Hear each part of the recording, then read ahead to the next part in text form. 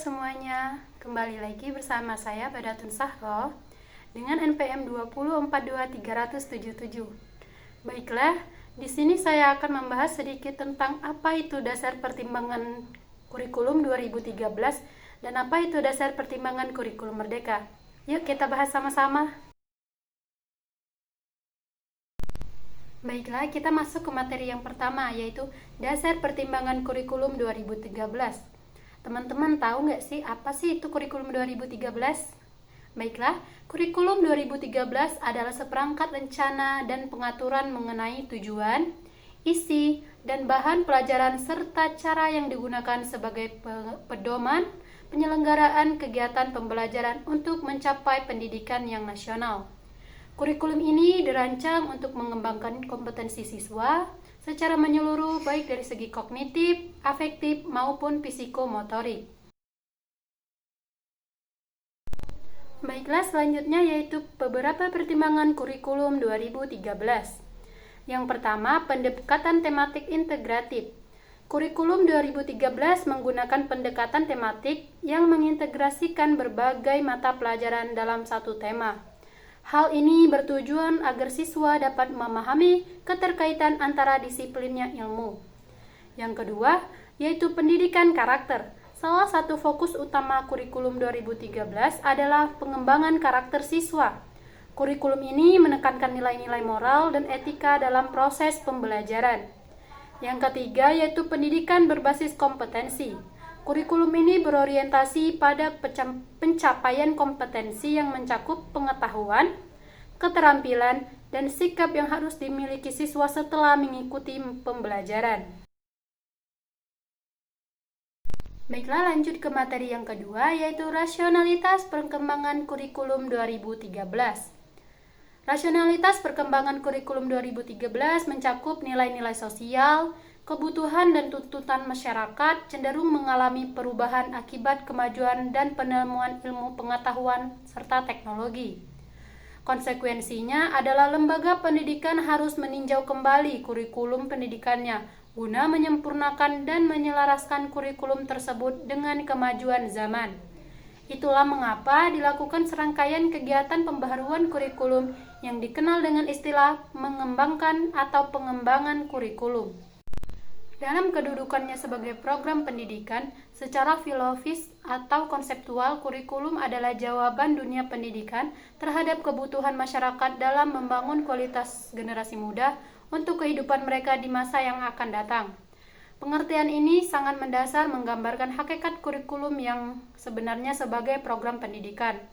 Sebagai esensi dari proses pendidikan, maka kurikulum dibangun atas dasar kebutuhan masyarakat dan bangsa mengenai kualitas kehidupan masyarakat dan bangsa di masa depan.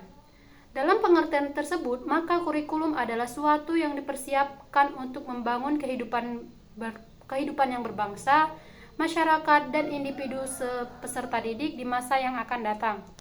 Pembangunan kehidupan bangsa dan masyarakat dilakukan melalui pengembangan potensi individu peserta didik yang akan menjadi anggota masyarakat dan warga negara produktif suatu bangsa.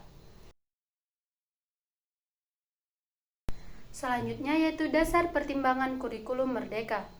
Menurut Khairu Rizal et al. 2022, kurikulum merdeka merupakan kurikulum dengan pembelajaran intrakurikuler yang beragam. Konten akan lebih optimal agar murid memiliki cukup waktu untuk mendalami konsep dan menguatkan kompetensi. Seorang guru memiliki keleluasaan untuk memilih berbagai perangkat ajar sehingga pembelajaran dapat disesuaikan dengan kebutuhan belajar dan minat murid mereka. Pendidikan yang ada pada dasarnya berpusat pada kurikulum yang disusun. Dalam pelaksanaannya, kurikulum tidak selalu dapat dilaksanakan secara sempurna. Meskipun demikian, secara umum terdapat beberapa landasan dalam pengembangan kurikulum. Baiklah, landasan yang pertama yaitu landasan filosofis. Landasan ini berkaitan dengan pandangan hidup, nilai-nilai, dan prinsip-prinsip dasar yang mendasari suatu sistem pendidikan atau kebijakan. Ini mencakup pemikiran tentang tujuan pendidikan, hak asasi manusia, kebebasan berpikir, dan tanggung jawab yang sosial. Yang kedua yaitu landasan psikologis. Landasan psikologis berfokus pada pemahaman tentang bagaimana individu belajar, berkembang, dan berinteraksi. Ini mencakup teori-teori perkembangan seperti motivasi, kognisi, dan perilaku yang mempengaruhi metode dan strategi pembelajaran. Yang ketiga yaitu landasan sosiologis. Landasan sosiologis menekankan pentingnya struktur sosial, budaya, dan interaksi sosial dalam membentuk sistem pendidikan. Ini mencakup analisis tentang bagaimana kelompok sosial, kelas, gender, dan faktor-faktor lain mempengaruhi akses kualitas pendidikan. Yang keempat yaitu landasan teknologi. Landasan teknologi berkaitan dengan alat, teknik, dan metode yang digunakan untuk mendukung proses pembelajaran.